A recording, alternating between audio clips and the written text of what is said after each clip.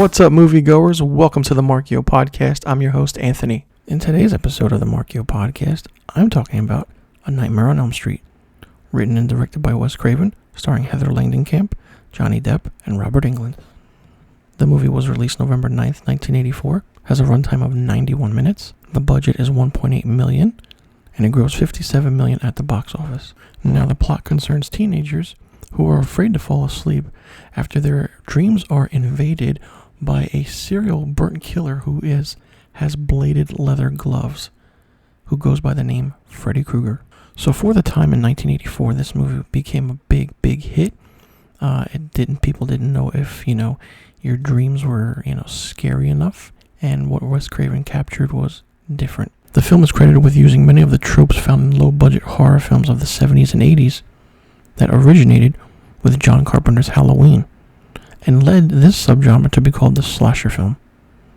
The film includes a morality play with certain sexual innuendos in which way teenagers are killed, and critics and film historians state that the film's premise is the struggle to define the distinction between dreams and reality, manifested by the lives and dreams of the teens in the film.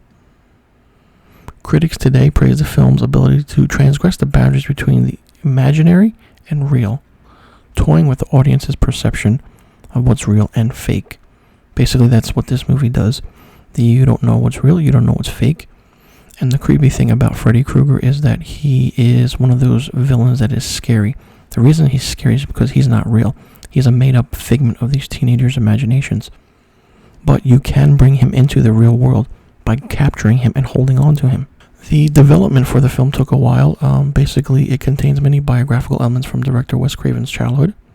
The basis of the film was inspired by several newspaper articles printed in the Los Angeles Times in the 1970s about a Hmong refugee who, after fleeing the United States because of war and genocide in Cambodia and Vietnam, suffered disturbing nightmares and refused to sleep.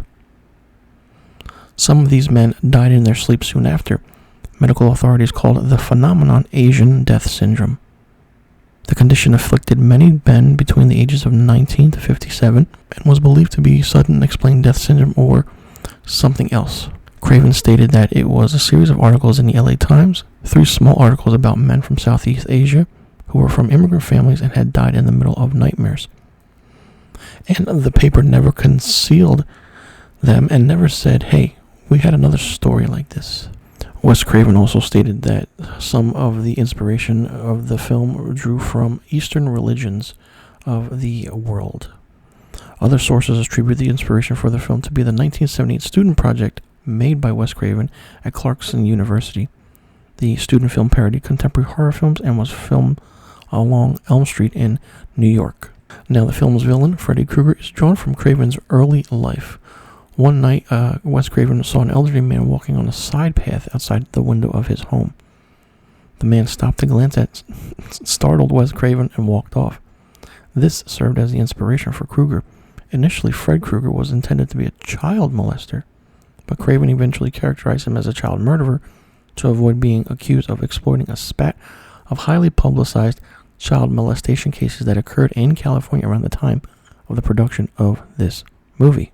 Craven states that in a sense, Freddy stands for the worst of parent and adulthood, the dirty old creepy man, the nasty father and the adult who wants children to die rather than help them prosper.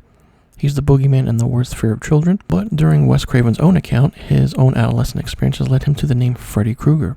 He had been bullied at the school he was attending by a child named Fred Krueger. Craven had done the same thing in his movie Little House on the Left in 1972, where the villain's name was shortened to Krug. The colored sweater he chose for the villain was based on the DC character Plastic Man. Craven chose to make Krueger's sweater red and green because in an article in 1982 for Scientific American, it said that these two colors were the most clashing colors to the human retina, meaning that nobody knew where to look and the color plays tricks on your eyes. Now, Wes Craven basically strove to make Freddy Krueger different than all the other villains that we knew of by then, like Leatherface, Michael Myers, or Jason. So basically what Wes Craven did was he basically thought of being a burned and scarred victim. He also felt that the killer should use something other than a knife because a knife is too common. So Wes Craven thought about a glove with steak knives. He gave the idea to his special effects guy, and ultimately the two models of the gloves were built. The hero glove that was only used whenever anything needed to be cut, and the stunt glove that was less likely to cause injury. Now, Wes Craven started writing A Nightmare on Elm Street after he finished production on Swamp Thing in 1982. The idea was pitched to several studios, but each of them rejected it for different purposes. The first studio to show interest was the Walt Disney Productions. Although they wanted Craven to tone down the content to make it suitable for children and pre-teens, Wes Craven declined. Another studio Craven pitched to was Paramount Pictures, which passed on the project because due to its similarity of the 1984 movie Dreamscape. Universal Studios also passed, and Craven was in desperate personal and financial straits during this period of his life. Later framed the company's rejection letter on the wall of his office, which reads in its December 14th, 1982 print, "We have reviewed the script you have submitted on Nightmare on Elm Street. Unfortunately, the script did not receive any enthusiastic response from us to go forward at this time. However, when you have a finished print, please get in touch with us, and we'll be delighted to screen it for a possible negative pickup." So basically, this little, rejection letter, which everyone gets in Hollywood if you're a director, basically fired up Wes Craven to push himself more and to get this movie distributed in Hollywood. Now finally, New Line Cinema Corporation, which had up to the point only distributed films, agreed to produce the movie. During filming, New Line's distribution deal for the film fell through, and for 2 weeks it was unable to pay its cast and crew. Now, although New Line has gone on to make bigger and more profitable films, A Nightmare on Elm Street was its first commercial success, and the studio is often referred to as the house that Freddy built. So basically, New Line Cinema was in dire straits. And if you know Lynn Shay, the actress who's in many, many horror movies, and her brother, Robert Shay, is the one who founded New Line Cinema. And they made, a couple B movies and produced B movies during the 60s, 70s. But then they picked up A Nightmare on Elm Street. And once they picked it up and they saw the box office gross, this is how New Line Cinema came to be. So yes, it's true. It's the house that Freddy built. New Line Cinema lacked the financial resources for the production themselves and so had to turn to external financiers. They found certain investors over the course of England and over time during their time for the making of this movie. The original budget was $700,000, but it ended up being $1.1 million. Now, English actor David Warner was originally cast to play Freddy Krueger, and makeup tests were done, but he had to drop out due to scheduling conflicts. Replacing him was difficult at first, Wes Craven says. Kane Otter, who you may know played Jason Voorhees in the Friday the 13th movies later on, was among those who Wes Craven talked about the role for Freddy. And according to Kane Otter, he met Wes Craven about playing a character he was developing called Freddy Krueger. At the time, Wes Craven wasn't sure what kind of person he wanted the role of Freddy to be. Now, Wes Craven stated in an interview that I couldn't find an actor to play Freddy Krueger with the sense of ferocity I was seeking. Craven recalled on the film's 30th anniversary, everyone was too quiet, too compassionate toward the children. Then Robert Englund auditioned. He wasn't as tall as I hoped, and he had a baby fat face, but he impressed me with his willingness to go to dark places in his mind. Robert understood that this was Freddy Krueger. Robert Englund has stated that Craven was indeed in search of a big, giant man originally for the role, but casting director Annette Benson had talked Craven into seeing him about the role after Englund auditioned for National Lampoon's Class Reunion in 1982. So Wes Craven loved Robert Englund's audition and cast him as the role of Freddy Krueger. Now, for the time, Wes Craven wanted an unknown actress to play the role of Nancy, and he believed that Heather Langenkamp met the quality of being a quiet young actress. Langenkamp, who appeared in several commercial and TV films, had taken time off from her studies at Stanford to continue acting, which made her get this role. Now, Demi Moore, Courtney Cox, Tracy Gold, and Jennifer Grey all have been rumored to have auditioned for Nightmare on Elm Street, but those rumors have not been confirmed. Now, for the role of Glenn, Johnny Depp was another unknown actor at the time when he was cast. He initially went to accompany his friend, Jackie Earle Haley, who went on to play Freddy Krueger in the 2010 remake. Now, Jackie Earle Haley was going to get the role of Glenn, but eventually Johnny Depp got the part of Glenn. According to Johnny Depp, the role was originally written as a big blonde beach jock football player guy far from his own experience and knowing what he could do. And basically what stated was that Wes Craven's daughter said that this guy right here is very cute and that he's going to be a big actor someday. Well, she wasn't wrong. Now, Charlie Sheen was considered for the role, but allegedly wanted too much money. Now, this movie has many, many classic scenes in it, and one of the scenes that is very classic is when Glenn gets sucked into his own bed by Freddy Krueger, and then blood spews out and goes all over the room and in the walls. The way the scene was done was different. It was great for its time. The special effect was different. It was basically, the set was built upside down to show the effect of the blood coming out of the bed. Certain killings were different and definitely scared a lot of kids and teenagers in 1984 because they didn't want to fall asleep. And I get that. You don't want to fall asleep because, you don't know if this weird figure is trying to kill you in your dreams. I mean, back in the day, we had Psycho, where people didn't want to take a shower, and with Jaws, people didn't want to go into the ocean, and with Freddy Krueger, people didn't want to go to sleep. So, there's a lot of effect that happens in horror movies and how it takes over our daily lives. Now, the lyrics for Freddy Krueger's theme song was sung by a group of children who were jumping jump rope to the song "Want to Buckle My Shoe." Charles Bernstein, the composer, said that it was already in the script, but the melody for it was not set. But by Heather Langenkamp's boyfriend and soon-to-be husband at the time, who was a musician himself, Bernstein integrated this contribution to the soundtrack as he saw fit. And one of the three girls who recorded the vocal part of the theme was Robert Shaye's then 14-year-old daughter. And per the script, these are the lyrics that follow. 1, 2, Freddy's coming for you. 3, 4, lock your door. 5, 6, grab your crucifix. 7, 8, gonna stay up late. 9, 10, never sleep again.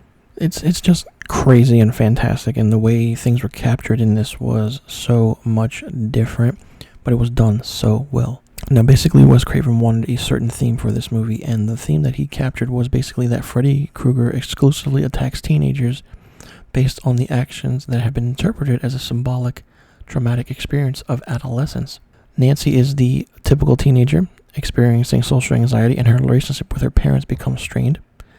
Sexual imagery is present in certain Freudian images, exclusively displayed in a threatening, certain mystery context, and certain way, Freddy's glove comes out between Nancy's legs when she's taking a bath, which is another interesting, scary scene. Now, the original script called for Freddy Krueger to be a child molester and a child killer before being murdered. Now, later on in the 2010 remake, which starred Jackie Earle Haley as the role of Freddy Krueger, the story was changed to Freddy Krueger being a child molester to give it that different look and feel to it. Now, Robert Englund, who plays Freddy Krueger, observes that in Nightmare on Elm Street, the adults are the ones that are damaged. They're alcoholic, they're on pills, and they're not around.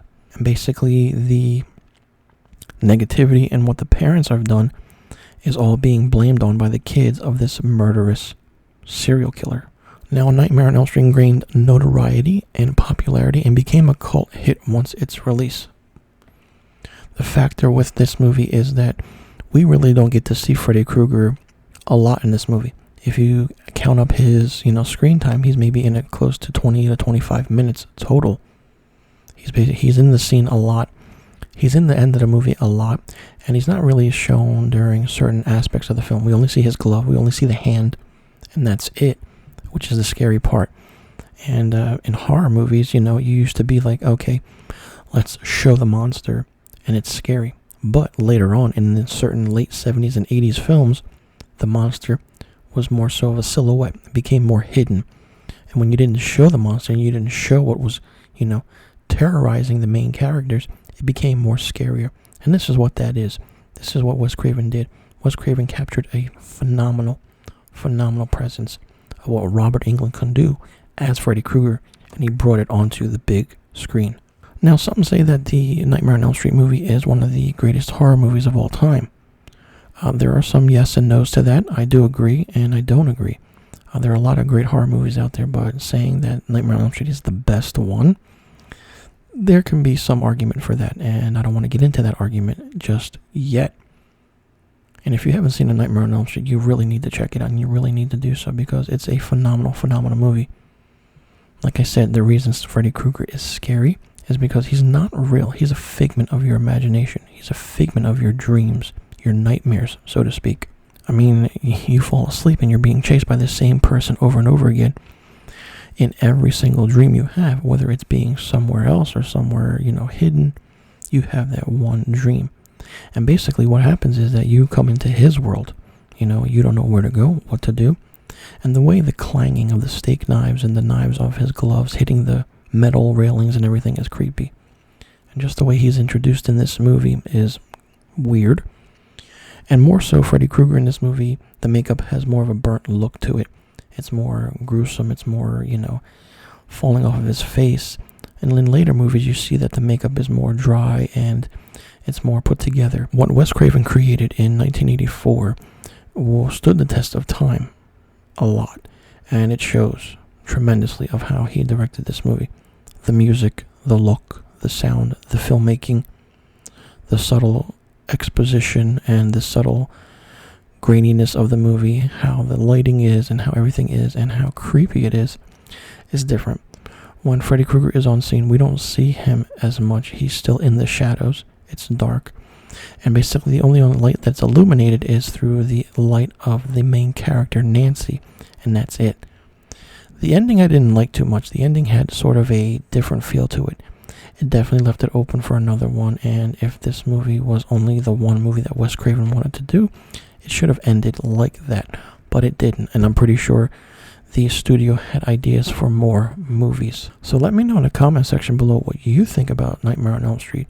And do you think Wes Craven, captured the essence of horror movies and brought it back to what it was? Because Wes Craven is known for that. He's known for taking a horror movie and bringing it back to its core and making it fantastic. And did you like Robert Englund as Freddy Krueger? And is he the best horror villain of all time? I'm curious to hear your answers about the questions I just asked.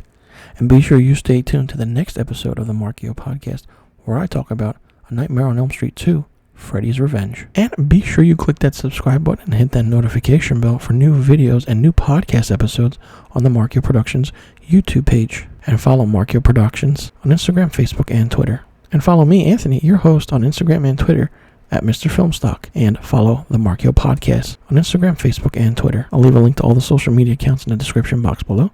You can check it out and follow along. Alright everyone, that does it for today's episode. I'm your host, Anthony. Thanks for tuning in.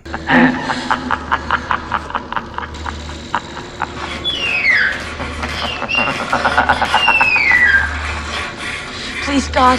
This is God.